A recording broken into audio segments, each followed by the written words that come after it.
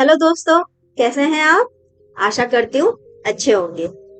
दोस्तों, किसी ने बहुत खूब कहा है, भरोसा खुद पर रखो तो ताकत बन जाती है और दूसरों पर रखो तो कमजोरी बन जाती है। दोस्तों, जिंदगी अपने दम पर जी जाती है, दूसरों के सहारे नहीं, दूसरों के दम पर नहीं। जो दूसरों को सहारा बनाते हैं वो अक्सर अपनी जिंदगी में पीछे रह जाते हैं। इसी बात को समझने के लिए चलिए एक कहानी सुनते हैं। ये कहानी है एक गरीब किसान के बेटे की, जिसका नाम देवा था, जिसके सपने बहुत बड़े थे। पर किसान बहुत गरीब था, वो अपने बेटे को बहुत ज्यादा ना पढ़ा सका। किसान ये चाहता था कि देवा उसके साथ खेतों में काम करे, उसका हाथ बटाए, लेकिन देवा को खेतों में काम करना पसंद नहीं था। वो तो कुछ और ही करना चाहता था, पर उसके लिए उसके पास ना तो कोई जरिया था और ना ही बहुत पैसे थे। देवा के पास और कोई रास्ता न था सिवाय अपने पिता की बात मानने का। तो वो पिता के साथ खेतों में जाने लगा। अनमने मन से ही पिता के साथ खेतों में काम करने लगा और यही सोचता रहता, काश मैं कुछ अलग कर पाता। एक दिन उसने एक सैनिक को अपने पिता से बातें करते हुए देखा। पास में एक सुंदर घोड़ा बंधा हुआ था, जिसका रंग भूरा था। उसके शरीर का रंग धूप में चमचमा रहा था। वो घोड़े को देख ही रहा था कि तभी उसके पिता और वो सैनिक उस घोड़े के पास आ गए। लड़के ने सैनिक को सर झुका के प्रणाम किया। देवा सैनिक की कदकाठी और उसकी वर्दी को देखता है, जो कि सैनिक को काफी रौबदार बना रहा था। लड़के की आंखों में चमक आ गई। लड़के ने मन में सोचा, काश मुझे भी सैनिक बनने का मौका मिलता। शाम को लड़के ने भोजन के समय अपने पिता से अपने मन की बात कही। पिता ने समझाया भी, ये इतना आसान नहीं है, उसके लिए बहुत मेहनत और हथियारों को चलाने का अभ्यास चाहिए होता है। पर लड़का जिद करने लगा। तब लड़के की माँ ने भी कहा कि जब देवा इतना बोल रहा है तो उसको अपने सैनिक दोस्त से जरूर बात करनी चाहिए। बात करने में क्या हर्ज है? अगर वो सैनिक मना कर देता है तो आपकी बात रह जाएगी, और अगर वो हाँ कर देता है तो लड़के की जिंदगी बदल जाएगी। देवा के पिता मान गए और अगले दिन लड़के को साथ लेकर सैनिक के घर चल दिए। सैनिक महल जाने के लिए तैयार हो रहा था। जब दोनों पिता पुत्र उसके घर पहुँचे तो सैनिक ने उनका सत्कार किया। फिर देवा के पिता ने देवा की मन की बात उस सैनिक के सामने रखी। सैनिक ने कहा कि देवा को कोई भी हथियार चलाने का ज्ञान नहीं है, इसलिए ये काम मुश्किल है कि ये सैनिक बन पाए। लेकिन देवा ने बहुत विनती की और भरोसा दिलाया कि वो जल्दी हथियार चलाना सीख लेगा। तो सैनिक भी मान गया और उसने कुछ ही दिनों में उस लड़के को एक ऐसी सेना की टुकड़ी में शामिल किया जो बहुत आपातकाल समय में ही युद्ध भूमि पर जाते थे। लड़का वहां जाकर तलवार चलाना सीखने लगा। सीखने के दौरान वो गलतियां भी बहुत करता था। एक बार यूं ही अभ्यास करते करते एक अन्य सैनिक को उसने घायल कर दिया, तो सेनापति ने उसे वहां से जाने के लिए कहा। पर देवा ने बहुत माफी मांगी। सेनापति को दया आ गई। उसने देवा से कहा कि तुम ये सब नहीं कर सकते, मैं तुम्हें राजा के दरबार में बाहर पहरेदारी पर नौकरी लगा देता हूँ। देवा ने भी सोचा कि खेतों में काम करने से तो अच्छा है कि मैं दरबान बन जाऊं। जब कभी राजा से मुलाकात होगी तो मैं उनसे विनती कर लूंगा कि वो मुझे अपनी सेवा में रख लें। फिर तो मैं भी महल में रहूंगा और मेरी जिंदगी अच्छी हो जाएगी। यही सोचकर देवा दरबान की नौकरी करने के लिए खुशी खुशी राजी हो गया।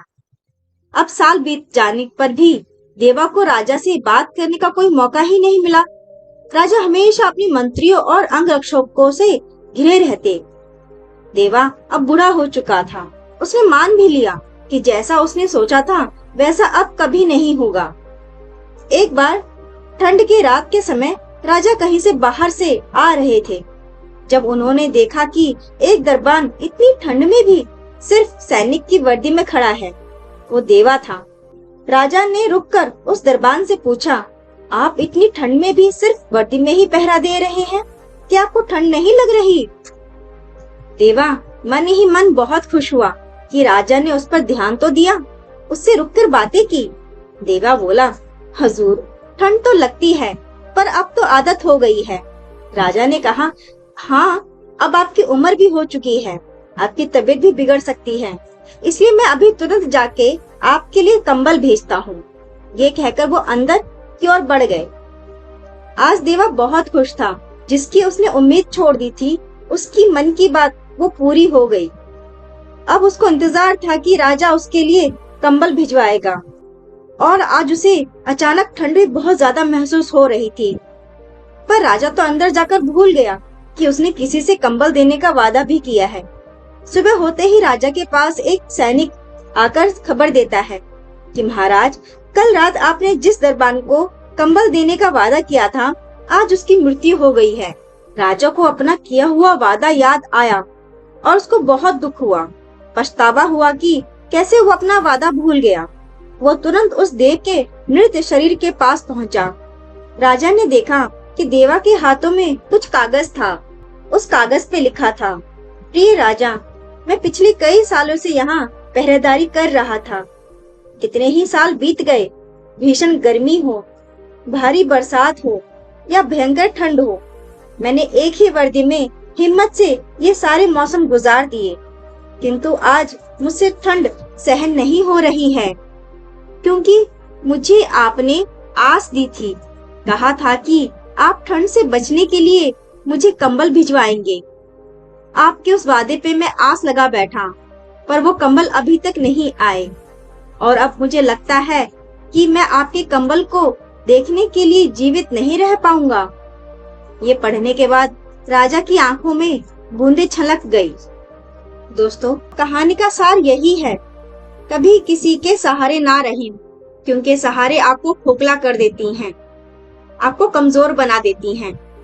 आपको खुद पे हिम्मत रखना है, खुद पे भरोसा रख के अपनी जिंदगी की कठिनाइयों को खुद ही पार करना है। जब तक आप खुद अकेले चलना नहीं सीखोगे, तो याद रखना, जिंदगी की दौड़ में आप कभी भी शामिल नहीं हो पाओगे और सफलता भी आपको कहीं नजर नहीं आएगी।